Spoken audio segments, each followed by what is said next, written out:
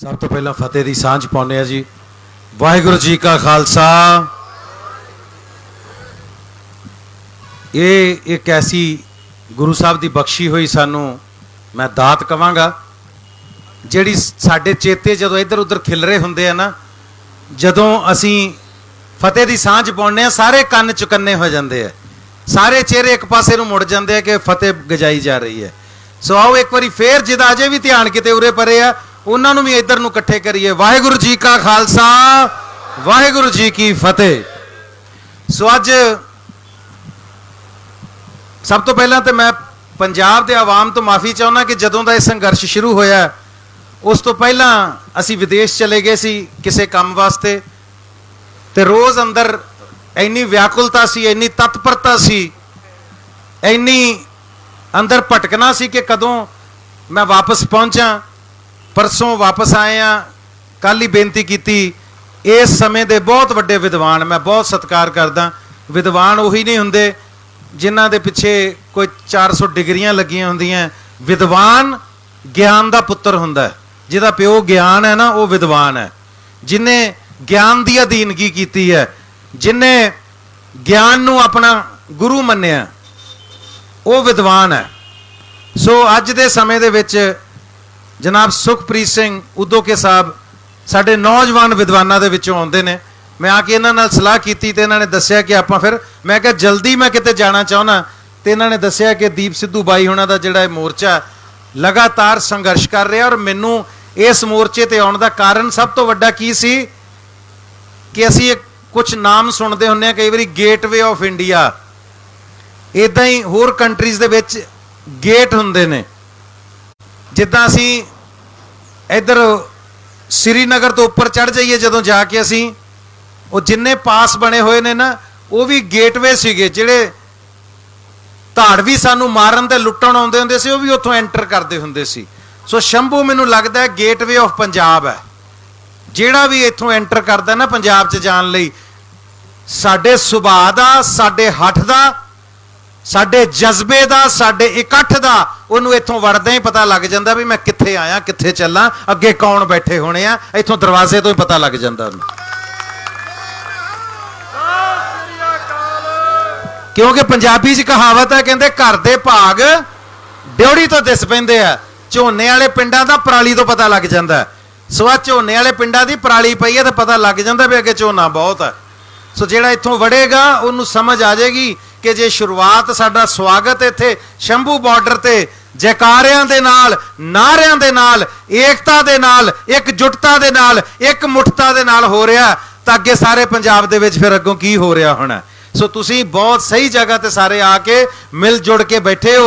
और मैं बड़े फखर नाल गल कहना कि अज साडी पूरी कलाकार जमात, साडे च समाज दे विच कई बारी वखरेवें हुंदे आ सोच दे, पर एक मौका आउंदा जदों पता लगदा घर दे विच जदों भीड़ बनदी है ना, फिर पता लगदा किहड़ा पुੱਤ नखेदा ते किहड़ा पुੱਤ जिहड़ा पंजाब साडे परिवार दा जिहड़ा वो साऊ पुੱਤ है। सो समय परिवारां च ऐसे आ जांदे ने, वो परिवारां नूं इकट्ठे कर जांदे ने, भरावां दे वैर विढे आपस मुक जांदे ने, साडे आपस गिले शिकवे मुक जांदे ने, अखां चों अथरू आ जांदे ने जदों पता लगदा असीं गल्लीं बातीं एक दूजे तो दूर सां, असीं तां परिवार आ, असीं सारे इकट्ठे आ। अज खिडारी, कलाकार, गीतकार, साहित्यकार, अज सारे किसान दे मोढे नाल मोढा जोड़ के खड़े ने। ते सारी दुनिया नूं एक सुनेहा भी चला गया कि पंजाब किसान और किसानी तो दूर नहीं है। किसान और किसानी का मतलब पंजाब है और पंजाब का मतलब किसान है। सत श्री अकाल। और एक गल मैं होर बड़ी खुशी ना कहना, जिथे मेरे दोस्त तुसी रौणी जी नूं सुनिया, उदोके साहब बैठे आ, भैन जी राखी हुंदल, साडियां बच्चियां बहुत सोहना स्टेज ते गा के भी गई, अपनियां कवितावां सुना के गई। उत्थे मेरे नाल अरशद खान डाली आए हुए ने मलेरकोटला तो। सो एक सुनेहा ही है साडा कि इत्थे कोई फर्क नहीं कौन मान है तो कौन खान है, कौन शर्मा तो कौन वर्मा है। ना कोई शर्मा, ना वर्मा, ना खान है, ना पठान है। इत्थे जिहड़ा बैठा वो किसान है।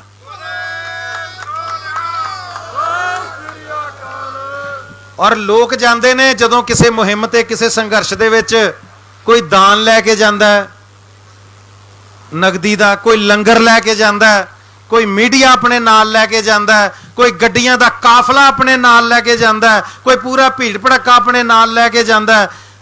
मैं अज बड़े फखर नाल कह रहा कि मैं होर कुछ नहीं, मैं अपने नौजवान पुत्र नूं नाल लैके आया कि जे मैं किसान दा पोता ते भी किसान दा पोता है। इस संघर्ष का मतलब समझे, मेरा पुत्र देखे कि भुंजे बह के संघर्ष विच किवें हिस्सा लईदा, संघर्ष नूं किवें समझीदा, क्योंकि कद तक साडे कोले सब कुछ रहना, वागडोर नौजवानों कोल जानी है। और जिहड़ियां बच्चियां नूं मैं खुशी नूं और छोटी बच्ची नूं खड़ाउण नूं जदों मैं सुनिया ते एक मन च कॉन्फिडेंस आया कि असीं किते नहीं मरदे, सानू कोई नहीं मार सकदा। मैनू इन्हां बच्चियां वल देख के वो 17 याद आ गई कि मन्नू साडी दातरी, असी मन्नू दे सोए, सानू ज्यो ज्यो मन्नू वड्डदा असी दूण सवाए होए। वो किहड़े किसान दीयां गल्लां करदे, साडियां ते फसलां आ बैठियां जे। चल काका एक बारी तू भी खड़ा हो जा पुत्त। नहीं बस ठीक है, बस ठीक है, कोई नहीं, देख ले। सो मैं बेनती ये करदा जी कि फसलां बैठियां साडियां, किहड़े किसान नूं बर्बाद कर लोगे। आ साडी बच्ची खरौड़ भी फसल है, साडी आउण वाली नस्ल है। खुशी साडी बेटी फसल है, सुखन बेटा ये भी फसल है। सो असी फसलां तैयार कर लियां ने, किसान का नुकसान नहीं तुसी कर सकते कदे भी। और मैनू क्योंकि बिल्लां ते बहुत गल हो गई, होर सरकारां ते भी तवे बड़े लग गए, पोलीटिकल गल्लां भी हो गई, इधर उधरले मुद्दों ते भी गल्लां हो गई। मैं अज उन्हां मुद्दों ते गल्लां नहीं करनियां। मैं किसी सरकार नूं किसी लीडर नूं भंडन नहीं आया, वो पोलीटिकल गल्लां हुंदियां ने। मैं तो यह भी कहना वा, जिद्दां अज सिद्धू साहब स्टेज तो कह रहे सी कि प्रगट सिंह होना ने आउणा सी, मैं उन्हां दे सामने कहना सी कि तुसीं इदां कीता, पर नहीं। जे कोई बंदा इत्थे साथी बन के, संगी बन के, संघर्षशील बन के इत्थे आके बहना चाहता, वो किसी पार्टी का होवे, किसी धर्म का, किसी जात का, उसका सिर्फ स्वागत करो। अज मेहने मारन का टाइम नहीं। अपनी पार्टी का झंडा अपनी गड्डी च रख के, अपने घर रख के, संघर्षशील बन के इत्थे आके बैठे तो किसान ही है साडे नाल। ते जे कोई चाहे कि मैं लीडरी चमकाउण आया, अपनी पार्टी का झंडा बुलंद करना आया, तो उन्होंने को पाई है सड़कां एक इधर नूं जांदी, एक इधर नूं, जिधर जाना ही निकल जा, तेरी थां कोई नहीं साडे संघर्ष दे विच। असी पार्टियां और लीडर चमकाउण नूं नहीं इत्थे बैठे। जिन्हें पंजाब की गल करनी है, पंजाब की किसानी की गल करनी है, पंजाब की जवानी की गल करनी है, वो साडे नाल इत्थे बह जाए। वरना राह तुहानूं पता ने किधर किधर नूं जाना, चले जाओ, नहीं तो अगले गड्डी च बहाल के घल देणगे। इन्हां नूं घल्लना भी आउंदा।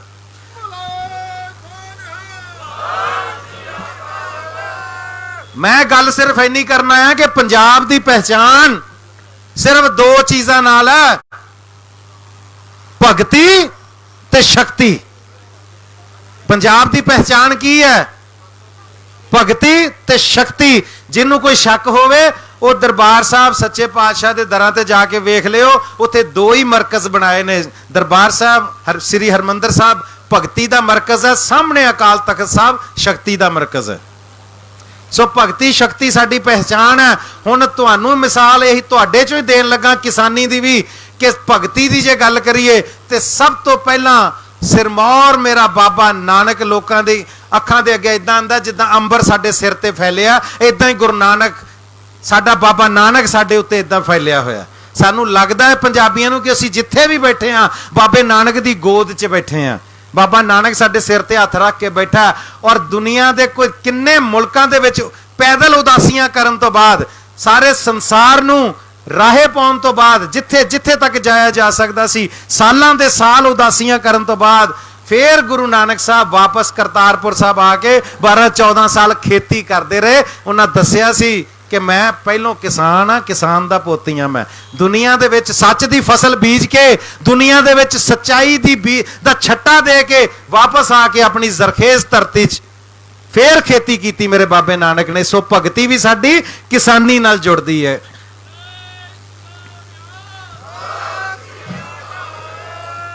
सो भगती तो बाद जे आ जाइए शक्ति की गल करिए तो आ तुहाडे सामने योधे की फोटो लगी है। 23 साल 7 महीने की उम्र दे विच फांसी का रस्सा चुम्मण वाला साडा नौजवान, इहदी जिंदगी की सब तो पहली घटना जे किसी नूं याद होवे, अपने खेतों के विच तीले बीजदा पिया सी। तीले, इहनूं किसी ने पुछया सी पुत्रा ये की करदा? कहंदा दंबूकां बीज रिहां। ਇਹ ਦੰਬੂਕਾਂ ਉੱਗਣਗੀਆਂ ਤੇ ਮੈਂ ਅੰਗਰੇਜ਼ਾਂ ਦੇ ਸੀਨੇ ਪਾੜਾਂਗਾ। ਸੋ ਭਗਤੀ ਔਰ ਸ਼ਕਤੀ ਦੋਨੋਂ ਕਿਸਾਨੀ ਦੇ ਨਾਲ ਜੁੜੀਆਂ ਹੋਈਆਂ ਨੇ। ਸੋ ਸਾਡੀਆਂ ਜੜ੍ਹਾਂ, ਇਹ ਜਿਹੜੇ ਪਿਛਲੇ ਵਿਜ਼ਡਮ ਟੁੱਥ ਜਿਹਨੂੰ ਕਹਿੰਦੇ ਨਾ, ਮਗਰਲੀ ਦਾੜ, ਕਹਿੰਦੇ ਇਹੀ ਪੱਟਣੀ ਔਖੀ ਹੁੰਦੀ ਹੈ, ਬਾਕੀ ਤਾਂ ਪੱਟੀਆਂ ਜਾਂਦੀਆਂ ਜਮੂਰ ਨਾਲ, ਕਿਉਂਕਿ ਇਹਨਾਂ ਦੀਆਂ ਦੋ ਜੜ੍ਹਾਂ ਹੁੰਦੀਆਂ ਏਦਾਂ ਦੋਵੇਂ ਪਾਸੇ। ਸੋ ਇਹ ਕਿਸਾਨੀ ਦੀਆਂ ਜੜ੍ਹਾਂ ਤੁਹਾਨੂੰ ਪਤਾ ਹੀ ਨਹੀਂ ਕਿੱਥੇ ਕਿੱਥੇ ਤੱਕ ਫੈਲੀਆਂ ਔਰ ਕਿੰਨੀਆਂ ਇਹ ਡੂੰਘੀਆਂ ਨੇ। ਜੇ ਕੋਈ ਸੋਚੇ ਪੰਜਾਬ ਦੇ ਕਿਸਾਨ ਨੂੰ, ਪੰਜਾਬ ਦੀ ਕਿਸਾਨੀ ਨੂੰ ਹਿਲਾ ਸਕਦਾ, ਇਹਨੂੰ ਹਰਾ ਸਕਦਾ, ਤੇ ਉਹਦੇ ਮਨ ਦਾ ਬਹੁਤ ਵੱਡਾ ਵਹਿਮ ਹੈ। ਜਦੋਂ ਵਹਿਮ ਕੱਢਣਾ ਹੋਵੇ ਕੋਈ ਕਿਤੇ ਵੀ ਕੱਢ ਲੈ, ਕਿਉਂਕਿ ਕਿਸਾਨੀ ਪੰਜਾਬ ਦੀ ਤਰਜ਼ਮਾਨੀ ਹੈ। ਕਿਸਾਨੀ ਨੂੰ ਖਤਮ ਕਰਨਾ ਪੰਜਾਬ ਨੂੰ ਖਤਮ ਕਰਨ ਵਾਲੀ ਗੱਲ ਹੈ। ਔਰ ਬੜੇ ਬੜੇ ਸਿਤਮਗਰ ਇਹ ਸੋਚ ਕੇ ਪੰਜਾਬ ਚ ਆਏ ਕਿ ਪੰਜਾਬ ਨੂੰ ਖਤਮ ਕਰ ਦੇਣਾ। ਇਹ ਤਾਂ ਉਹ ਥਾਂ ਹੈ, ਉਹ ਧਰਤੀ ਹੈ ਜਿੱਥੋਂ ਅਨਾਉਂਸ ਹੋ ਗਿਆ ਸੀ ਕਿ ਲਓ ਜੀ ਇਹ ਕੌਮ ਖਤਮ ਹੋ ਗਈ ਹੈ। ਉਦੋਂ ਫਿਰ ਬੋਤਾ ਸਿੰਘ ਗਰਜਾ ਸਿੰਘ ਨੇ ਚੁੰਗੀ ਲਾਤੀ ਸੀ, ਕਹਿੰਦਾ ਚੁੰਗੀ ਦਿਓਗੇ ਤੇ ਅੱਗੇ ਜਾਣ ਦੇਣਾ, ਨਹੀਂ ਤੇ ਨਹੀਂ ਜਾ ਸਕਦੇ।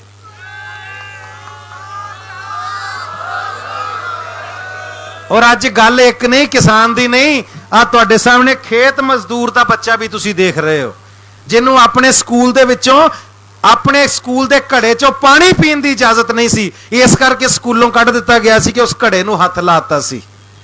ਔਰ ਅੱਜ ਜੇ ਤੁਸੀਂ ਇੱਥੇ ਬੈਠੇ ਹੋ ਨਾ, ਤੁਹਾਨੂੰ ਨਹੀਂ ਉਠਾਇਆ ਜਾ ਸਕਦਾ। ਇਹ ਤੁਹਾਡਾ ਸੰਵਿਧਾਨਕ ਹੱਕ ਹੈ ਔਰ ਤੁਹਾਨੂੰ ਇਹ ਸੰਵਿਧਾਨਕ ਹੱਕ ਇਸ ਮਜ਼ਦੂਰ ਦੇ, ਖੇਤ ਮਜ਼ਦੂਰ ਦੇ ਬੱਚੇ ਨੇ ਦਵਾਇਆ ਸੀ।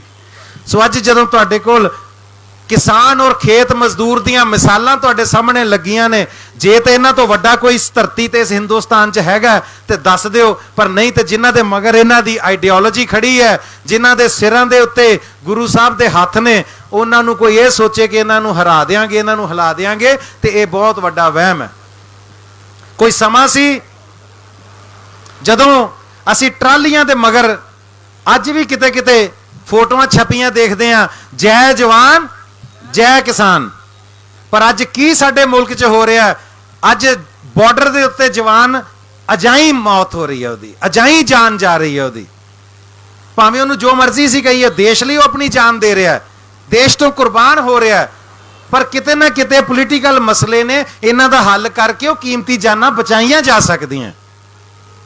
ਅੱਜ ਦੀ ਡੇਟ ਦੇ ਵਿੱਚ ਕਿਸਾਨ ਦੇ ਨਾਲ ਜੋ ਹੋ ਰਿਹਾ, ਮੈਨੂੰ ਲੱਗਦਾ ਉਹ ਨਾਰਾ ਬਦਲ ਗਿਆ। ਹੁਣ ਤੇ ਜਾ ਜਵਾਨ ਤੇ ਜਾ ਕਿਸਾਨ ਹੋ ਗਈ ਹੈ, ਵੀ ਨਾ ਤੇਰੀ ਲੋੜ ਹੈ ਨਾ ਤੇਰੀ ਲੋੜ ਹੈ ਸਾਨੂੰ।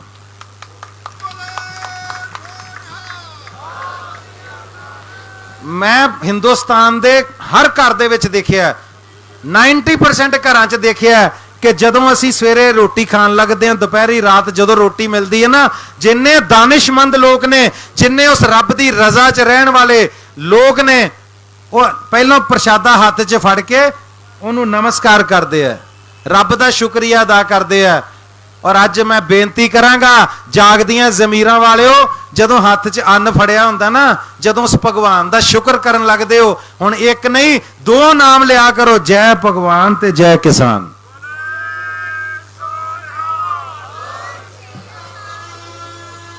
ਔਰ ਇੱਕ ਮਜ਼ੇ ਦੀ ਗੱਲ, ਜਿੰਨੀ ਵਾਰ ਵੀ ਪਾਰਲੀਮੈਂਟ ਦੇ ਵਿੱਚ ਆਰਡੀਨੈਂਸ ਦੇ ਉੱਤੇ ਬਹਿਸ ਹੋਈ, ਬਹਿਸ ਤਾਂ ਹੋਈ ਨਹੀਂ, ਖੈਰ ਵਿਚਾਰ ਹੋਈ ਜਾਂ ਇਹਨੂੰ ਲਾਗੂ ਕਰਨ ਬਾਰੇ ਗੱਲਾਂ ਹੋਈਆਂ, ਲੰਬਾ ਸਮਾਂ ਚੱਲਿਆ, ਜਿੰਨੀ ਵਾਰ ਵੀ ਬੈਠਕਾਂ ਹੋਈਆਂ, ਮੀਟਿੰਗਸ ਹੋਈਆਂ, 2-4 ਘੰਟੇ ਬਾਅਦ ਜਦੋਂ ਕਿਸਾਨੀ ਦੀ ਕਿਸਮਤ ਲਿਖੀ ਜਾ ਰਹੀ ਸੀ, ਕਿਸਾਨ ਦੀ ਕਿਸਮਤ ਨਹੀਂ, ਕਿਸਾਨ ਦੀ ਬਰਬਾਦੀ ਲਿਖੀ ਜਾ ਰਹੀ ਸੀ, ਉਦੋਂ ਵੀ ਹਰ 4 ਘੰਟੇ ਬਾਅਦ ਕਹਿੰਦੇ ਸੀ ਬ੍ਰੇਕ ਹੈ, ਜਾकर खाना खा के आते हैं, जाकर रोटी खा के आते हैं।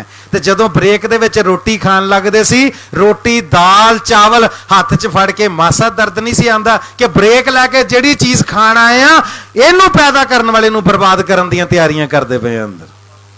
ਅੱਜ ਜਿੰਨੀ ਰਾਕਟ ਸਾਇੰਸ ਤੁਸੀਂ ਦੇਖ ਰਹੇ ਹੋ, ਨਾਸਾ ਤੇ ਸਾਇੰਸਦਾਨ ਚਲੇ ਗਏ ਸੀ, ਚੰਦਰਮਾ ਤੇ ਪਹੁੰਚ ਗਏ ਸੀ, ਮੰਗਲ ਗ੍ਰਹਿ ਤੇ ਪਹੁੰਚ ਗਏ। ਜਾਓ ਉਹਨਾਂ ਸਾਇੰਸਦਾਨਾਂ ਦੀਆਂ 4 ਦਿਨ ਰੋਟੀਆਂ ਬੰਦ ਕਰ ਦਿਓ ਜੇ ਨਾਸਾ ਨੂੰ ਤਾਲੇ ਨਾ ਲੱਗ ਜਾਣ ਤਾਂ। ਯਾਰ ਦੁਨੀਆ 'ਚ ਕੋਈ ਖੋਜ ਹੋ ਰਹੀ ਹੈ, ਅੱਜ ਕਰੋਨਾ ਵੈਕਸੀਨ ਦੀ ਖੋਜ ਹੋ ਰਹੀ ਹੈ, ਕਰੋਨਾ ਦੀਆਂ ਦਵਾਈਆਂ ਦੀ ਖੋਜ ਹੋ ਰਹੀ ਹੈ, ਸਾਇੰਸਦਾਨ ਲੱਗੇ ਹੋਏ ਨੇ ਕਿ ਕਰੋਨਾ ਦੀ ਦਵਾਈ ਲੱਭਣੀ ਹੈ। ਜਾਓ ਉਹਨਾਂ ਲੈਬੋਰਟਰੀਆਂ ਨੂੰ 10 ਦਿਨ ਰੋਟੀ ਦੀ ਸਪਲਾਈ ਬੰਦ ਕਰ ਦਿਓ, ਸਾਰੇ ਵਿੱਚੇ ਹੀ ਆਪਣੀਆਂ ਖੋਜਾਂ ਛੱਡ ਕੇ ਬਾਹਰ ਆ ਜਾਣਗੇ, ਪਰ ਫੁਲਕਾ ਦਿਓ ਪਹਿਲਾਂ ਕਿੱਥੇ ਹੈ। ਕੋਈ 버ਗਰ ਮੰਗਣਗੇ, ਪੀਜ਼ੇ ਮੰਗਣਗੇ, ਜੋ ਵੀ ਕੋਈ ਖਾਂਦਾ ਉਹ ਪਹਿਲਾਂ ਭੋਜਨ ਮੰਗੇਗਾ। ਇਹਦਾ ਮਤਲਬ ਭੋਜਨ ਤੋਂ ਉੱਪਰ ਕੁਝ ਨਹੀਂ। ਇਹ ਅੰਨ ਦਾ ਇੱਕ ਇੱਕ ਦਾਣਾ ਜਿਹੜਾ ਨਾ, ਇਹੀ ਸਾਡੀ ਜ਼ਿੰਦਗੀ ਹੈ। ਗੁਰਬਾਣੀ ਕਹਿੰਦੀ ਜੇਤੇ ਦਾਣੇ ਅੰਨ ਕੇ ਜੀਆਂ ਬਾਜ ਨਾ ਕੋਏ, ਜੇਤੇ ਦਾਣੇ ਅੰਨ ਕੇ ਜੀਆਂ ਬਾਜ ਨਾ ਕੋਏ, ਪਹਿਲਾ ਪਾਣੀ ਜੀਉ ਹੈ ਜਿਤ ਹਰਿਆ ਸਭ ਕੋਏ।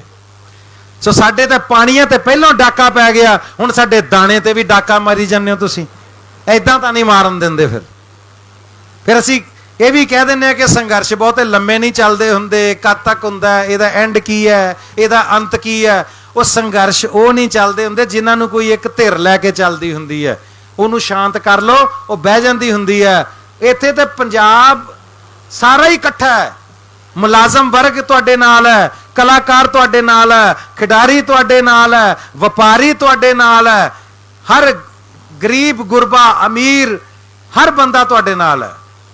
ਔਰ ਅਸੀਂ ਜਿੰਨੀਆਂ ਮਰਜ਼ੀ ਸਿਆਸਤਦਾਨਾਂ ਨੂੰ ਵੀ ਗਾਲਾਂ ਕੱਢੀਏ, ਪਰ ਉਹ ਵੀ ਕਿਤੇ ਨਾ ਕਿਤੇ, ਕਈ ਸਾਰੇ ਨਹੀਂ, ਕਈ ਉਹਨਾਂ ਚੋਂ ਕਿਸਾਨਾਂ ਦੇ ਪੁੱਤਰ ਜੇ ਉਹ ਵੀ ਅੰਦਰੋਂ ਤੁਹਾਡੇ ਨਾਲ ਹੀ ਨੇ ਕਿ ਯਾਰ ਗੱਲ ਤਾਂ ਗਲਤ ਹੈ, ਜੋ ਹੋ ਰਿਹਾ ਕਿਸਾਨ ਨਾਲ ਇਹ ਗਲਤ ਹੈ।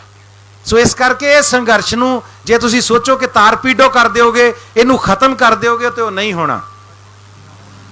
ਔਰ ਮੈਨੂੰ ਇਹ ਨਹੀਂ ਸਮਝ ਆਉਂਦੀ ਕਿ ਇਹ ਬਿੱਲ ਕਹਿੰਦੇ ਕਿਸਾਨ ਦੇ ਹੱਕ 'ਚ ਨੇ, ਕਿਸਾਨ ਦੇ ਹਿੱਤ ਵਿੱਚ ਨੇ, ਪਰ ਮੈਨੂੰ ਇਹ ਨਹੀਂ ਸਮਝ ਆਉਂਦੀ ਕਿ ਇਹ ਹੱਕ ਮੰਗੇ ਕਦੋਂ ਸੀ ਕਿਸਾਨ ਨੇ, ਕਦੋਂ ਅਰਜੀ ਪਾਈ ਸੀ ਕਿ ਸਾਨੂੰ ਇਦਾਂ ਦੇ ਬਿੱਲ ਬਣਾ ਕੇ ਦਿਓ।